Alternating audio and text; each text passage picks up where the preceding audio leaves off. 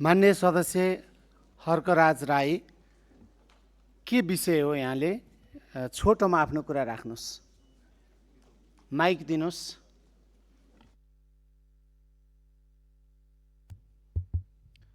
सभामुख महोदय, धेरै दिनदेखि हामीले प्रधानमन्त्रीज्यूको उपस्थिति माग गर्दै आइरहेका छौँ।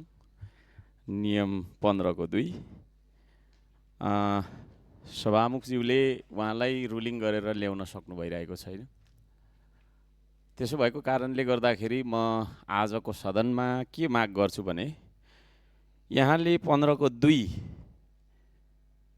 अनुसार प्रधानमन्त्रीज्यूलाई सदनमा जवाफदेही बनाएर ल्याउन सक्नुहुन्न भने नियमावलीको 31(1) लागू गरेर मलाई यो सदनबाट निष्कासन गरेर यहाँहरूले यो सदनको गरिमा बढाइदिन हुन म अनुरोध गर्दछु।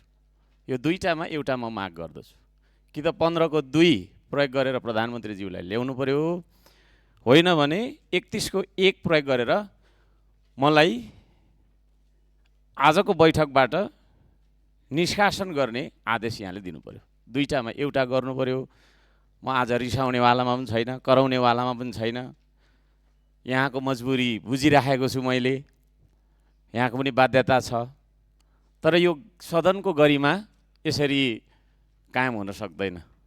कि त प्रधानमन्त्रीज्यूलाई यहाँले बोलाइदिनु पर्यो, होइन भने त निस्केर जा भनेर मलाई भनिदिनु पर्यो। म अलिकति बदमास विद्यार्थी जस्तो पनि देखा परिरहेछु, सबैजना हाँसी पनि राख्नु भएको छ।